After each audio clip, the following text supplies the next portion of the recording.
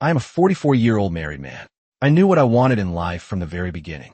A decent paying job, a loving wife, and beautiful kids. That was my plan for life, and I got all of it. Well, almost all, until things came crashing down. I caught my wife red-handed cheating with my son's best friend. I am devastated to say the least. She ruined not just my life, but also my son's. I just wanted somewhere to pour my heart out with my story. I found out that this was a perfect place for people like me to let it out and find comfort from others. Let's back up for a bit till we get to the juicy parts of the story. I know that's what you guys are here for. So let's start from how it all started. My wife, Bella, and I have been married for the past 20 years. We got married when we were very young and just starting on with our lives. Initially, we were very happy, like two love-struck people, and loved every second of being together. Bella had always been a very attractive woman. I might admit that when we started dating, I was always uncomfortable with the way guys used to look at her, always judging as to how a pretty woman like her could be with an average-looking guy like me. And although I was uncomfortable with the way men used to look at her, what concerned me even more was the way she looked back at them, giving them flirty glances and flashing a smile. I guess I should have seen this coming. But when you are young and with an attractive woman, you just want to make that woman your own by marrying her, rather than thinking what could happen to you in the long term. My wife did not have much ambition to work. I did not mind that she was a stay-at-home wife. That changed very soon. She got pregnant just 2 weeks after we were married. I was elated to hear her being pregnant. On the other hand, my wife did not look that happy. I asked her what the matter was, and if she wasn't happy with the news. She said that she is scared and too young to be a mother. I could understand that I was 24 and she was 21. The fear was understandable. However, I convinced her that I would always be there for her. Finally, after a lot of convincing, Bella finally agreed to go ahead with the pregnancy. Since she was too young and slim, she had a lot of problems during her pregnancy. It was very difficult for me to take care of her and work at the same time. I worked my ass off to keep balance between work and being there for Bella. Every time there was a problem with her pregnancy, she blamed me for forcing her to go ahead with the pregnancy. I ignored it most of the time, as I knew that it was just the mood swings and that she did not mean any of it. Finally, she gave birth to a baby boy. We named him Luke. We instantly fell in love with him and wanted to provide him with everything that he ever asked for. We were determined to give Luke the best life possible, showering him with love and ensuring his every need was met. As he grew older, our bond only strengthened and we cherished every moment spent with our precious son. I started taking up more and more work and got caught up with work most often than not. As he grew older, Bella and I had designated roles in our lives. I was the breadwinner and she was the caretaker. A few years later, Luke started going to school. Bella would take him to school and get him back. I had started my own business, which kept me busy and away from home. I put all my faith in Bella to raise Luke with utmost care and affection. The days I was home, I noticed that Bella would use ample amount of time to get ready, just to drop Luke to school. When I asked her about it, she told me that she does not want other mothers to judge her. She even joined yoga classes to get herself into shape. I was a little surprised by this, but anyway, as long as she was happy, I did not mind it. I had a few dull days at work as business was not doing that well. I was spending much of my time at home. I would get up to see Bella get up early and have everything ready for Luke's school. I could see how she cared so much for him. She would dress up and even put on makeup just to drop him off at 7 a.m. I never knew she was so scared of being judged by others to go through all this effort. I suggested dropping him off as I had nothing going on. She hesitated at first and then agreed. I was waiting by the car with Luke when she rushed in to get her phone.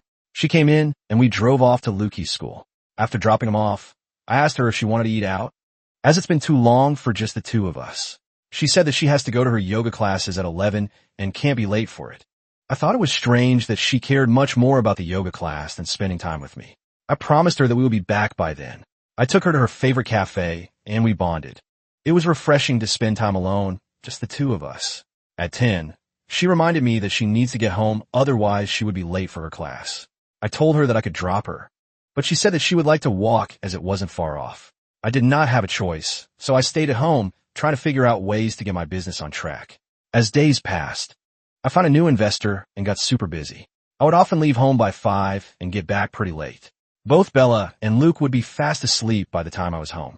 I wished and prayed that I get to spend more time with both of them. I did not want to miss this time to see my son growing up. One day, I left home very early to meet a potential partner. Halfway there, I got a call that due to bad weather, He could not make it and had to reschedule.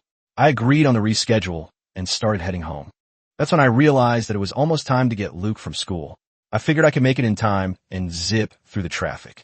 I could not imagine the look of surprise on both Luke and Bella when they would see me at school. With these thoughts, I rushed to the school. I parked my car. As I started seeing all the kids leaving, I tried to spot Bella and Luke. I decided to look for Bella's car, which would make it easier. I found her car in an empty spot beside it. I parked my car beside her car, so I could not miss them when they came out. I was getting impatient when I saw her getting out of one of Luke's teacher's cars. I could not understand what was happening. Where was Luke? Why was she getting out of that car? I walked towards them and confronted her. She looked at me with shock and surprise. I did not know if that was because I was here or because I caught her here. She told me that the teacher wanted to show her Luke's test results and discuss it with her. I asked her that the car is not a place for such an important discussion. I'm not a fool. She said that he did not want to turn into a big issue, so he wanted to meet outside of school. She very well convinced me that it was all about Luke and nothing to do with her. There was nothing going on between them. I decided to give her the benefit of the doubt and trust her explanation. However, I made it clear that in the future, any important discussions about Luke should take place in a more appropriate setting, such as during a parent-teacher conference at school. We picked up Luke, who was still at school waiting to be picked up, and left. Even though it wasn't much, that experience gave me cause for concern. I did not tell Bella about it, but was not fully convinced about it. As days passed by, I completely forgot about it as I got hit by a truckload of work for my new business venue. As my business started taking off, I decided to ask Bella if we could now focus on building our family. I wanted us to have another kid that would keep Bella company when Luke would be at school. Luke would have a younger sibling to play with. Bella despised that idea. She did not want any more kids. She was happy to have Luke, and that's it. Bella explained that she felt content with their current family dynamic and didn't want to disrupt their lives by adding another child. She emphasized the importance of giving all their attention and resources to Luke, ensuring his happiness and well-being. Despite understanding her perspective, I couldn't help but feel a sense of longing for a larger family and the joy that another child could bring. I put my desires aside for the sake of Bella and her happiness. I did not want to force her again to have another baby when she was not ready. A few days later, I thought that I should take Bella and Lukey out for a trip. I had not completely mended things with Bella. I was hoping to do that during this trip. I reached home eerily and could not find her. It then came to me that she might be in her yoga classes. As it was nearby, I decided to walk and give her a surprise. It was strange that there was no one around for the class. There were no cars or even people walking by. I approached the door and was just about to knock on the door when I heard my wife laughing. I stopped in my tracks and ducked quickly. I hid behind a tree as I saw Bella walking out. I could see her yoga instructor put his hands on her thighs. I was enraged and came out of hiding. As soon as he saw me, he pulled his hand away. Bella was unfazed, as if there was nothing wrong. I pulled her from there, and as we started walking, I told her what I saw. She told me that he is used to it, as he has to teach by touching and correcting the postures. Also, she mentioned that he was gay. I was not convinced, but I let it go. Like I said, my wife and I have been married for 20 years. It was not a happy marriage for the most part of it. At least after we had a baby. I started working my ass off to provide for her and the baby with everything they needed. It was hard. I had to make ends meet and also be available for Bella and Luke when they needed me, which was almost every day. In spite of this, Bella always complained about me not being around when she needed me. It was getting difficult for me to explain to her that I needed to work extra hours at my job so that we could raise our baby the way we wanted. The strain on our relationship only intensified after Luke started going to school. I felt torn between being a caring husband, a doting father, and the sole bread earner of the house. Somehow I still managed to maintain the financial stability for our young family. Despite all this, she always blamed me for convincing her to have a baby and ruining her future. This was the topic of constant arguments between us for a long time. The tension between us only grew more and more as she believed that her dreams and aspirations were shattered because of my decision. It seemed like in every disagreement, we had to circle back to this topic, causing strain in our relationship. And although we had cracks in our relationship and we were never going to be the same again, we both loved our son too much, so we stayed together for his sake. There were instances when I had noticed my wife flirting with young men, which according to her, was not harmful at all. She called it being friendly and told me I was jealous. I ignored this as I always believed she would never cheat on me. I decided I will not ask her anything about her male friends as long as she took care of our son. Looking back now, I don't think that was a good thing. I even caught her a little too comfortable with a few men more than once. I let it go as I loved her way too much. Our son, Luke, has always been a very good boy. He was very good at his studies and always responsible. He grew up with another boy named Troy. They were inseparable since childhood. When they were 12, Troy's family had to move to a different city for his dad's business. The boys still kept in touch even after that. They would often video chat and plan visits to see each other during school breaks. Despite the distance, their friendship remained strong, proving that true bonds can withstand any obstacle. When Luke and Troy were 15, they decided to go to the same university, rented an apartment there, and were living together. One summer, Luke and Troy wanted to come and stay with us during their summer. We were very happy to hear this. After the boys arrived, our house was filled with laughter and joy after a long time. Seeing the boys around the house brought back memories of when we were all younger and spent summers together. I was hoping that this could be an opportunity for us to get closer to each other as a family. Bella was the happiest to have the boys around. She insisted on driving them everywhere and was spending as much time as possible with them. I was happy to see that due to Luke and Troy coming over, there was so much positivity in our house and subsequently less friction between Bella and me. I thought that this could be an opportunity one could grab to mend my relationship with Bella. I went out of my way to plan a trip to a cottage in the woods with the boys and Bella. I was very excited for this trip that could change a lot of things for me. I carefully arranged all the details, from organizing fun activities for everyone to ensuring a comfortable stay at the cottage. The anticipation of spending quality time together in such a peaceful setting filled me with hope and optimism for the future of our relationship. The activities would keep the boys busy and give me some alone time to reconcile with Bella. I did not share my details of the trip, as I wanted it to be a surprise for all of them and look at what I would see when they realized where we were heading to. I told all of them that I would be taking them on a long drive, and we might be back early in the morning, so we packed up a few clothes. Bella was very reluctant, but went ahead with the plan. We started driving, and the boys started playing loud music as the car sped off. After 3 hours of driving and a few bathroom breaks, we were on the road to the cottage. That is when realization stuck and the boys looked at me amazed. They finally understood what I had planned. We made our way into the cottage and made ourselves comfortable. The boys made plans of what they would do the next day. Everything going the way I had wanted it to. We had our dinner and went to bed. The next morning we headed out skiing and we're out to lunch. During lunch, I noticed that Bella was eyeing Troy with a mischievous smile. I could not shake that feeling off. But then I felt very absurd to think that Bella would think something of Troy. He was a kid who had grown up in front of our eyes. I decided that I was thinking way too much into it. Troy is the same as Luke. To her, it can't be. I ignored my gut and tried focusing on improving the relationship between me and Bella. After the kids left, I told Bella that we should spend some quality time together. I could see that spark in her eyes when we used to be close. I cursed myself for doubting her. We had a nice romantic afternoon away from all the noise and hustle. I finally thought that things will slowly start getting better between us. I promised her that I would try to take such trips often so that we could slowly get back to the way we were.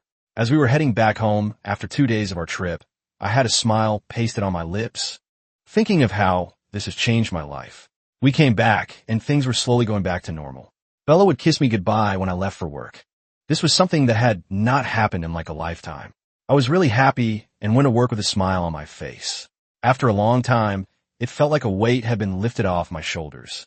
Knowing that our relationship was back on track, Bella's affectionate gestures brought a renewed sense of hope and optimism for our future together. Things were getting better, and she was actually trying to rebond with me. But my happiness did not last too long. I started noticing that my wife had been missing from our bed almost every night for a couple of nights. Bella is usually a very sound sleeper and rarely wakes up in the middle of the night. I had been having a very bad feeling about this. One day, when I woke up in the middle of the night to get some water, I noticed she was not there beside me on the bed. I thought she was in the bathroom, but she wasn't. I slowly walked downstairs to check if she was in the kitchen getting something to eat or drink. I couldn't hear any noise, but nevertheless I went and checked in the kitchen. It was all dark and silent. As I started walking back upstairs, I noticed that the door leading to the backyard from the kitchen was open. I was sure that I had locked it at night to avoid any animals getting into the kitchen. I opened the door to make sure that there were no animals and was about to lock it when I heard noise. I decided to investigate this. I followed the noise and thought it might be a bird or something.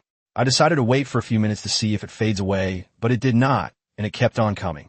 As I walked closer to where the sound was coming from, I realized that it was not the sound of a bird. It sounded more like a human's voice. It sounded like someone was moaning. I thought it was one of the boys fooling around with a girl they must have picked up at the club earlier. As I approached the sound of the moaning, my heart sank as I recognized the voice. It had been so long since I had heard this voice, but it was unmistakably Bella's. But who was she with? Was she cheating on me with someone? Who could it be? As all these thoughts raced through my mind, I slowly approached the door to our barn, my heart pounding in my chest. I slowly opened the door, revealing a scene that shattered my world into a million pieces. There she was, locked in an intimate embrace with someone I had never imagined. It was Troy. I could not believe what I was seeing. I was looking at my wife and the best friend of my son in the same bed, naked, making passionate love. How could they have done this to me and Troy? He was Luke's best friend throughout his life. Luke would be devastated if he comes to know about this. I was full of rage. I switched on the lights and shouted at the top of my voice, "What the fuck is going on over here?" Bella was shocked to see me, and Troy was terrified and started apologizing. I asked him to get out of my house. Immediately, we had a big confrontation with a lot of shouting and yelling at each other. I saw a side of my wife that I had never seen before. She looked at me with so much hatred. Hearing all the commotion, Luke ran up to the barn and saw everything. He was equally shocked and hurt looking at her son. Seeing her like that, Bella for the first time realized what she had done. And although she was embarrassed, she hated me to have insulted her this way in front of her son. She despised every bit of me. It felt like the only reason she had been putting up with me for so long was for the comfort I provided, along with the company of my son. In that moment, all the love and affection seemed to have vanished, replaced by anger and resentment. It was as if our relationship had been built on such a fragile foundation that it had finally crumbled under the weight of our differences. I couldn't help but wonder if there was any way to salvage what was left of our marriage. I don't even know if I want to get back together after such a deceit. Troy did not have any face to show us. He packed his bags and left. On the other hand, Bella, my dear wife, who had been married to me for the past 20 years, was waiting for me in our bedroom. I didn't even want to look at her face. She had become the most disgusting human being to me in that instant. As I entered the bedroom, the tension between us was palpable. The once loving and familiar features of her face now seemed foreign and repulsive, a painful reminder of the shattered trust and betrayal that had consumed our relationship. I was in no mood to talk to her. She said that it was all my fault. I was taken aback by her accusation. Not only was she the one who cheated, but now I was the one to blame. Wow, just wow. What was I even expecting from her? She started her rant that if she would not have had a baby at such a young age, then her wife would have turned out to be completely different. It was I who had forced her to have a baby, and that changed everything for her. She lost her freedom, figure, and youth all at once. She would have probably become an actress or a model that would have changed everything for her. I was left speechless after all the venom she was spouting out. I had nothing to say to her. After listening to all this, I was at least expecting my wife to love Luke with all her heart. But I was so wrong. All she felt was trapped and suffocated. So I asked her to leave.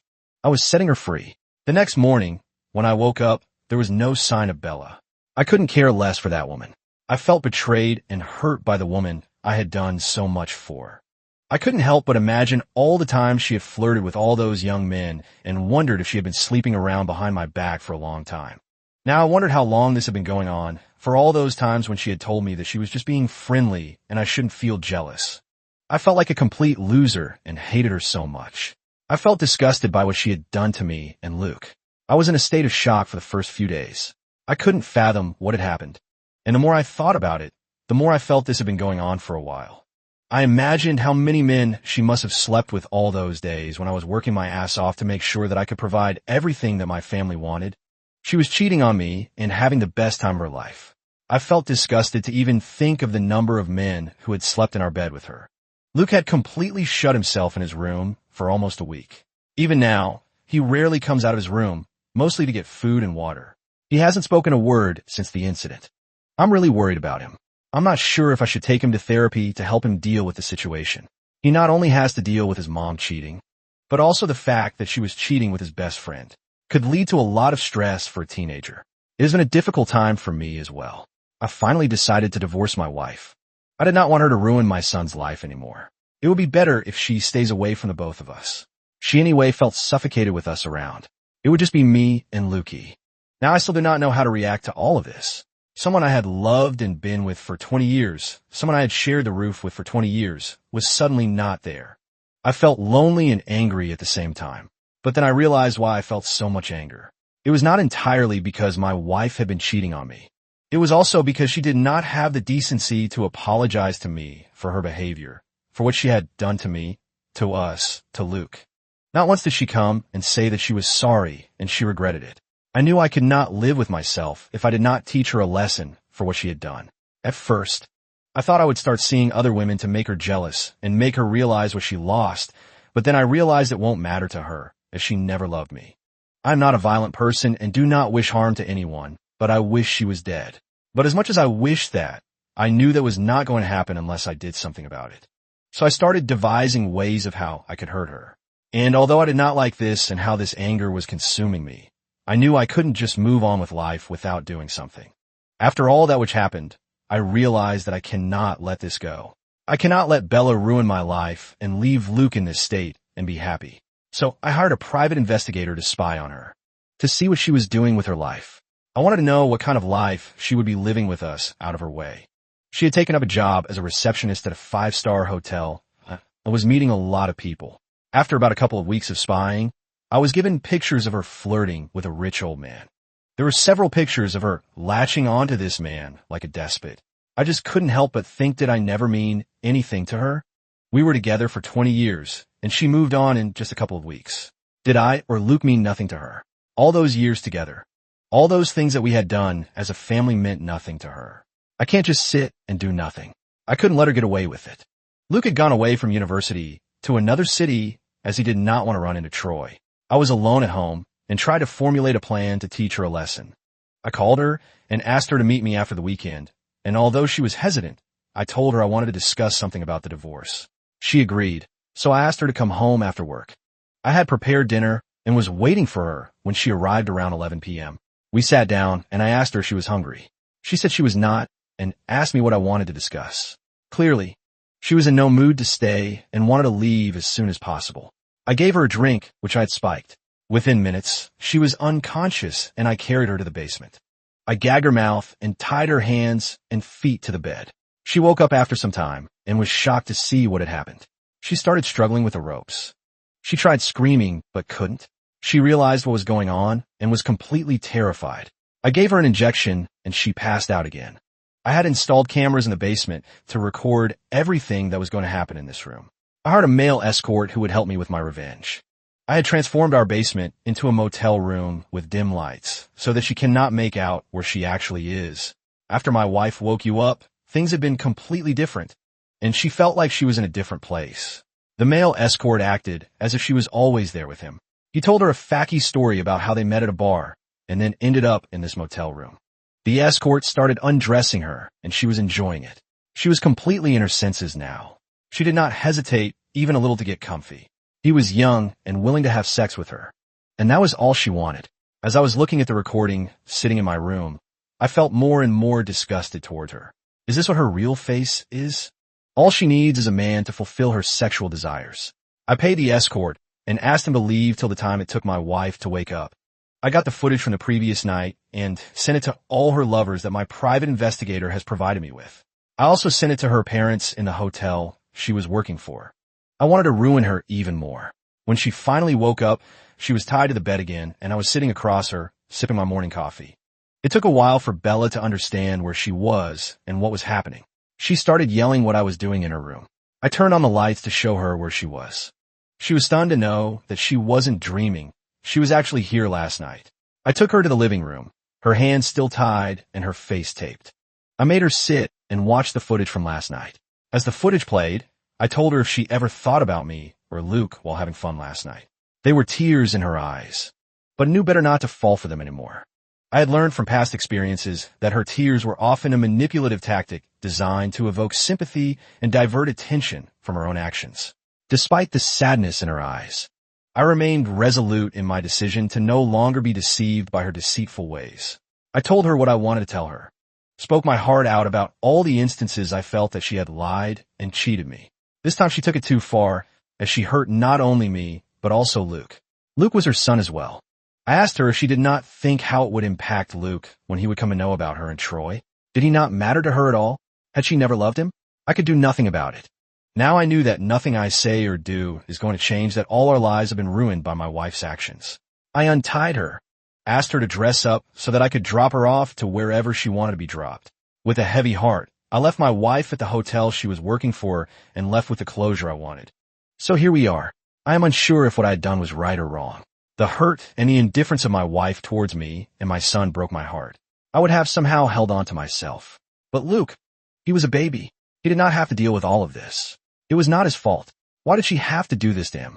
Even after living for 20 years with a person, you cannot be sure if you know them well. I am still clueless about the reasons my wife stayed with me after all that hatred. Deep down, I am here to share my story and see if there is some advice or guidance I can get from you guys regarding the best course of action going forward. Comments when you read it, user 1op. I'm aware of what you're going through. However, I feel that what you have done as revenge was way too extreme. You should just let go of this hatred you have towards your wife and move on. You still have your son who loves you and cherishes you. I believe that you both should move on and stay as away from your wife as possible. Continuing to hold on to this intense hatred will only bring more pain and negativity into your life. It's important to focus on healing and finding happiness for yourself and your son. Surround yourself with positive influences, seek therapy or counseling, if needed, and channel your energy towards rebuilding a fulfilling life without dwelling on the past. Remember, forgiveness and personal growth are powerful tools for moving forward. To you, Reddit user to OPI, I am shocked at what your wife has done. I am too scared to trust anyone after hearing your story. I can't even begin to imagine the pain and betrayal you must be feeling right now. It's heartbreaking to think that someone you loved and trusted could do something so devastating. I think you did the right thing by sharing your story and seeking support. It takes immense of courage to confront such a painful situation and open up about it. I think that you needed this closure, and she deserved this type of punishment. A woman who does not care about a man she was married to for over 20 years is a shame. She did not even care about her son. I can't believe that she never tried to reach out to her son after all this. 3. You read it, user 3. Imho, she never really cared about you, the marriage, or your son. She always did what she wanted. There have been so many red flags and so many instances that you let go without getting into details of it. You would have saved a few years of your life, and also the embarrassment to your son. He would have at least had his best friend with him if you had left her a long time. I hope you learn from your mistakes and move on. Dear listeners, please share your thoughts in the comment section below, and don't forget to like, share, and subscribe.